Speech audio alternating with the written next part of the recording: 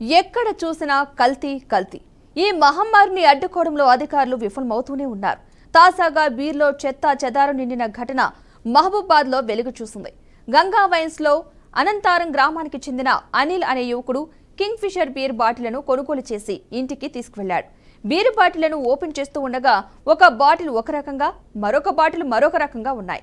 దీంతో అనుమానపడ్డ యువకుడు బీరు బాటిల్ను నిశితంగా పరిశీలించాడు. బాటిల్లో చెత్త కనిపించింది. దీంతో మీడియాను ఆశ్రయించి షాపు వద్దకు వెళ్లాడు. ఇదేంటని ప్రశ్నించారు.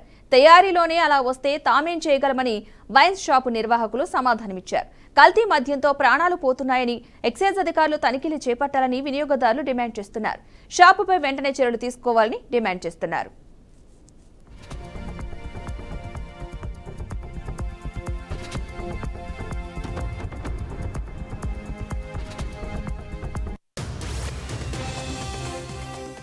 బంధువులు వచ్చారని ఒక బీరు తీసుకోపోదామని గంగా వైన్స్ దగ్గరికి రావడం జరిగింది.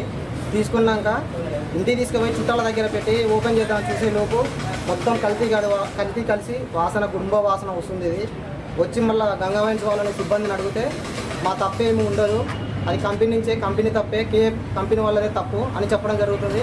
ఇలాంటి వారు తప్పించుకునే ప్రయత్నాలు చేయడం వల్ల ఇదివరకు మొన్న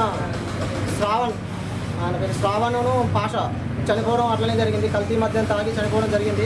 ఇప్పుడు వాళ్ళ ప్రాణం విలువ తిరిగి రానిది ఇలాంటి బీర్లకు ఆశపడి తాగి యువత చెడిపోతుంది.